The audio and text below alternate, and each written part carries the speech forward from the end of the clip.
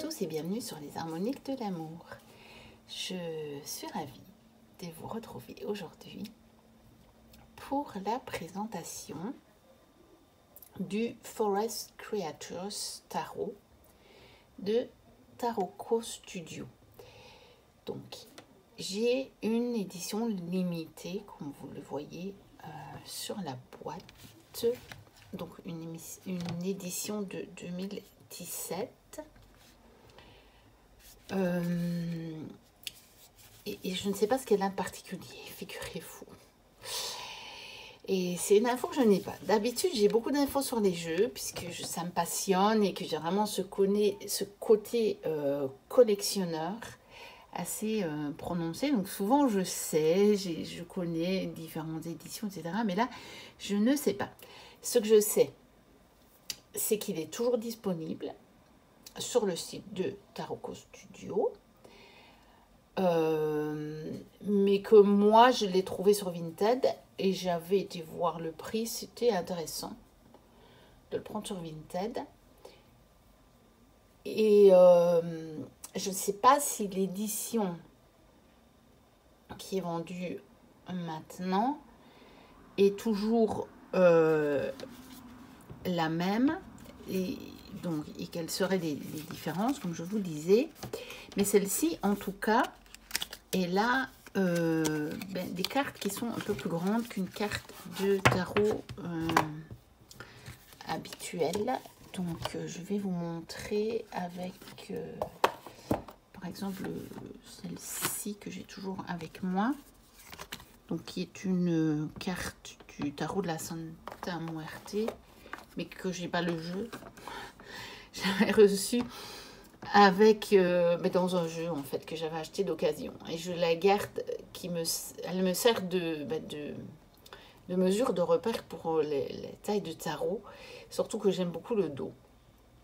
Donc voilà, vous voyez, c'est plus grand qu'une taille de tarot habituelle, puisque celle-ci c'est bien une taille tarot tout à fait standard. Donc, je ne sais pas si l'édition qui est pour le moment disponible est une taille tarot habituelle. Je n'ai pas d'autres jeux de Taroko Studio, donc je ne pourrais pas vous dire si toutes les éditions sont comme ça. Peut-être que certains d'entre vous pourront m'éclairer. Il y en a peut-être qui ont des jeux de Taroko Studio, il y en a peut-être qui ont celui-là. Et eh bien, partagez-moi tout ça en commentaire et ce sera vraiment sympa d'échanger. Donc, on a un petit guidebook puisque tout est en anglais. Donc, je vous l'avais montré dans mes achats. Je le trouve très joli, mais pas excessivement lisible. Voilà, parce qu'on a le fond qui correspond au dos des cartes, mais c'est vrai que ce n'est pas... c'est pas extrêmement lisible. Après, c'est un tarot. Il suit le rider et avec les illustrations, c'est pas très compliqué de l'interpréter. Et je pense que si on veut, il y a quand même vraiment moyen de lire quand même, de déchiffrer ce qui est indiqué. Donc la boîte, c'est une boîte en carton assez souple. Voilà, on verra bien si elle tient dans le temps ou pas. J'aime bien ces ouvertures là déjà, ça abîme moins les boîtes, parce que souvent on abîme les boîtes parce qu'on n'arrive pas à les ouvrir. Souvent ici on a du mal, vous voyez ici moi j'ai parfois du mal et je les abîme, donc je les déchire. Ici l'ouverture fait en sorte qu'on n'abîme pas, mais voilà, vous voyez, c'est quand même déjà un peu déchiré. Pourtant la personne qui me l'a vendu s'en est à peine servie, puis moi je m'en suis à peine servie aussi. Mais ça, on sait bien avec ce genre de boîte que ça arrive. Bon. Les cartes ont l'air de très très bonne qualité. Je m'en suis servie. J'ai fait quelques tirages, donc il n'est plus dans l'ordre. Voici le dos. Et ça a l'air d'être vraiment une très très bonne qualité de carte, assez épaisse, mais relativement souple. Voilà, alors elles sont mates. Elles ont un toucher un peu doux. Mais néanmoins, elle glisse relativement bien. Bon. elles font quand même un peu des paquets. Hein, voilà, vous voyez, c'est pas comme les jeux vraiment brillants où vous avez vraiment toutes les cartes qui viennent une par une. Mais ça va, les tranches sont neutres. Et on voit quand même que le paquet est assez important. Donc, c'est que l'épaisseur du papier, enfin du carton, est pas mal. Donc, il n'est pas dans l'ordre. Voici le 5 d'épée. Le 6.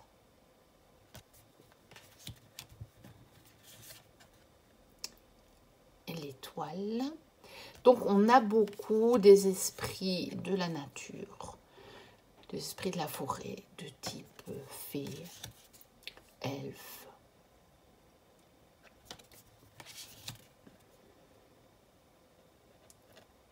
La mort. Alors, j'aime beaucoup le petit décor qu'il y a comme ceci sur les cartes. C'est très joli. J'ai fait un tirage ce matin et je trouvais que c'était vraiment très très joli étalé sur ma table de tirage. Tempérance.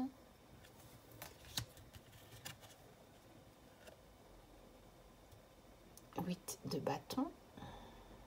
C'est classique, mais on a le personnage. Le 9 de bâton. Donc, vous voyez, il est très avec les références Rider. 4 de coupe. On voit bien. Hein.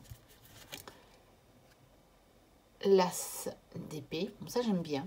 Ça fait un petit peu Excalibur. Ça fait un petit peu éventuellement même forêt de Brocéliande, Merlin et compagnie, puisque évidemment c'est dans une forêt. C'est logique, hein, c'est les créatures de la forêt. Donc le 2 d'épée, le 3 d'épée. Bon, celui-là, il est intéressant parce que on n'a pas les épées plantées dans le cœur. On a 2 épées devant et on en a une en main. On voit quand même que le personnage n'est pas de superbe humeur, on va dire. Mais ça peut être pas mal parce que éventuellement ça peut vous mettre en garde, de dire vous, attention, ne blessez pas. Dans cette situation, faites attention, ne blessez pas. Hein. Vous avez empoigné votre épée, donc faites attention. Ça veut aussi, peut-être, ça pourrait vouloir dire que vous avez des moyens un petit peu de vous protéger de cette blessure, puisque vous avez une épée en main. Les épées, elles ne sont pas plantées dans votre cœur, elles sont devant vous, à voir ce que vous allez en faire. Et vous en avez une en main. Donc, j'aime bien cette représentation parce que ça peut nous ouvrir des significations de ce fameux 3 d'épée. Le 4 d'épée. Le 10 de coupe.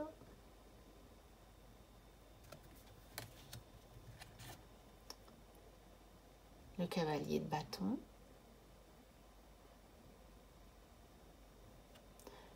Un archer qui vise la cible. La reine de bâton. L'as de coupe. Et très beau l'as de coupe. Je l'aime vraiment beaucoup. Le 2 de coupe. Très très beau aussi. Le 10 de bâton. Le 9 de bâton. D'épée, pardon. Très classique par rapport au Rider. Le 10 d'épée. Bon, celle-ci, c'est un peu pareil que le 3. On n'a pas les épées plantées dans le dos. On voit bien qu'elle est entourée d'épées, mais on pourrait se dire qu'éventuellement, elle pourrait se frayer un chemin à travers les épées. Elle ne les a pas plantées dans le dos et elle n'est pas à terre. Le 4 de bâton, Très joli, très fleuri. Très très bien, je trouve. Très très joli. Le 3 de denier, hein, ou pentacle, comme vous voulez, mais on peut dire denier puisque c'est coins, ça correspond plus au denier. Tout en étant plutôt avec une référence rider. On a quand même... Après, on n'a pas vraiment une scène de vie. Hein. Certaines cartes peuvent faire penser un petit peu à un pipe deck, en fait, ici. Parce qu'on a un personnage avec le nombre de deniers, mais, par exemple, mais on n'a pas, certaines cartes, on n'a pas tellement la scène de vie. Mais bon, ici, on a quand même cette idée, en tout cas, de quelque chose qui se construit, puisqu'on a des deniers qui ont l'air de s'empiler. Voilà, c'est aussi peut-être parce que je connais la signification du 3. C'est possible. Alors, le 4, donc de denier. Là, on voit bien qu'elle garde son denier. Et en même temps, c'est intéressant d'avoir cette lanterne parce que ça veut dire qu'elle éclaire quelque chose. Voilà, ça se passe de nuit, donc ça peut être intéressant. Ça peut ouvrir des interprétations. Le cavalier de coupe. La lune. Elle est très belle, la lune. J'aime beaucoup.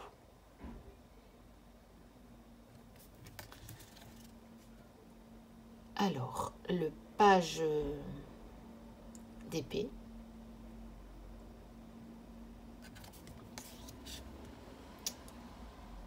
Le cavalier d'épée. Le pendu. La reine de, on va dire, de denier, du coup.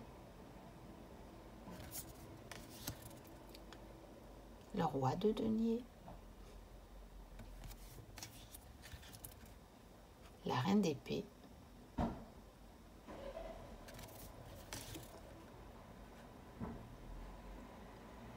Le roi d'épée.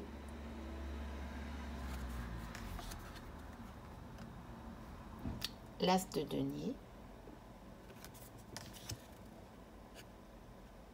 Le 2 de denier.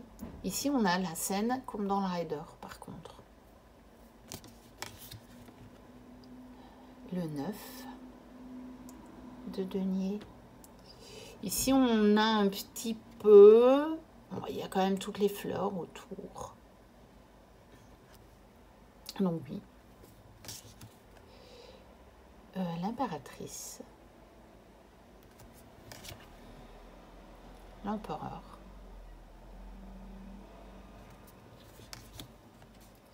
L'ermite. Non, le hiérophante. Je dis n'importe quoi. Le 7 de coupe.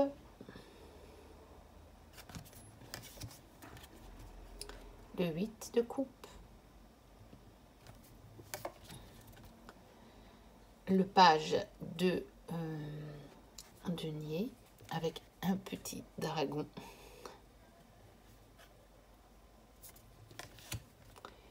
Le fou.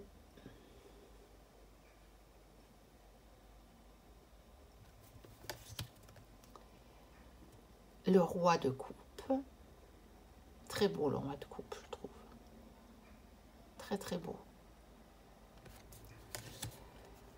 Le 5 de bâton. Bon, là, par exemple, c'est un peu compliqué d'y retrouver la signification du rider, je trouve. Le 6 de bâton. Même là, hein, bon, on voit bien qu'elle est assise sur un des bâtons. Encore que sur un bâton, mais c'est pas sur un des bâtons, puisqu'on a bien les 6 autour. Donc, elle a l'air d'être un petit peu quand même comme sur un piédestal. Mais, on n'en sait quand même pas plus. Hein. Alors, le 7 de bâton. Par contre, là, on a bien cette idée du rider, je trouve. les amoureux.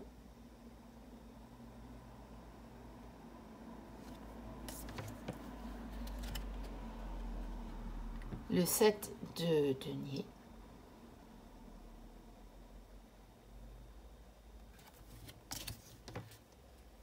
Le 8 de denier.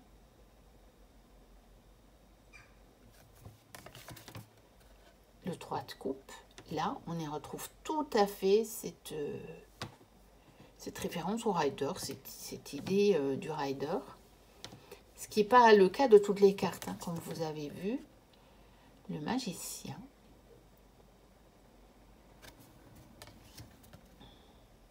Le jugement.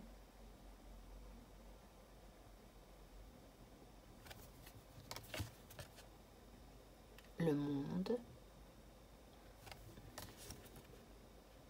Le diable.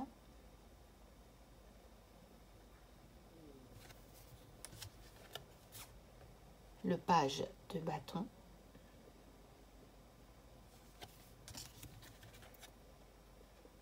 Le 6 de denier. On a cette idée d'échange. La tour, elle est magnifique, je trouve, cette tour. Bon, c'est pas une carte que j'apprécie énormément. Mais elle est très belle. Le 3 de bâton. Le 5 de denier. Bon là, je trouve qu'on n'a pas trop cette idée de manque, de pauvreté. On a bien les deniers qui sont derrière elle et sur la porte, mais peut-être ça veut justement plus dire, en fait ils sont à portée de main, parce que souvent sur le 5, c'est un sentiment de pauvreté, mais en réalité c'est parce qu'on ne regarde pas au bon endroit. Et peut-être qu'ici ils ont voulu dire que justement il suffirait de regarder derrière soi pour voir que ils sont bel et bien là.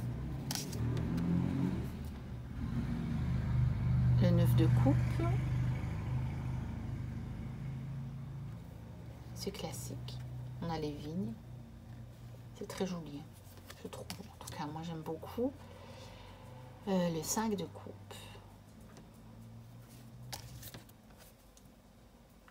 le 6 de coupe,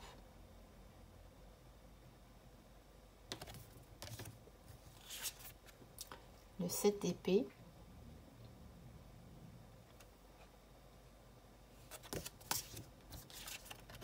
le 8 d'épée, qui finalement n'est pas tellement différent du 10 d'épée qu'on a vu plus avant. Sauf qu'ici, elles sont plantées dans le sol et que c'est vraiment évident qu'on peut passer à travers, mais qu'on ne le voit pas puisqu'on a un bandeau sous les yeux. Et que l'autre, elle était quand même visée par les épées. Donc ça, c'est la différence. Mais en même temps, comme je vous disais, les épées ne l'avaient pas atteinte, ou en tout cas, pas encore atteinte. La force, très belle hein, celle-ci, très très belle.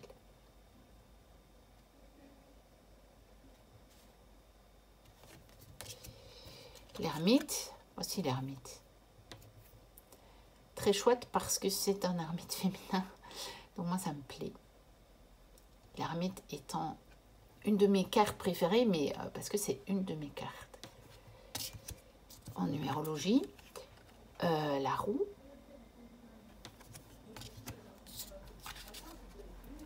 L'as de bâton, je l'aime beaucoup, je le trouve très beau, très très beau. Le page de coupe, il est très beau aussi, je trouve. Très très beau. La grande prêtresse.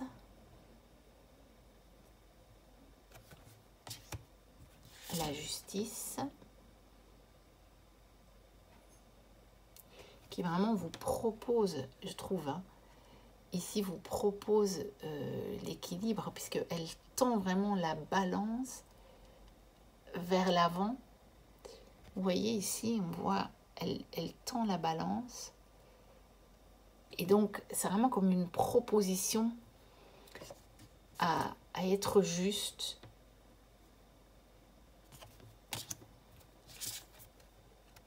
Le roi de bâton.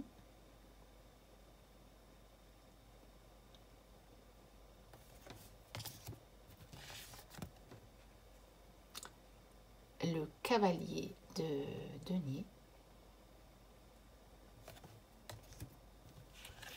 Le soleil. Dans un champ de tournesol.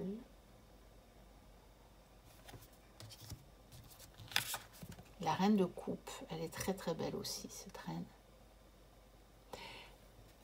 Par contre, je la trouve un peu froide pour une reine de coupe. Mais voilà, peut-être la maîtrise des émotions. Et le 10 de denier, dans laquelle on ne retrouve pas cette question d'héritage, de transmission, je trouve.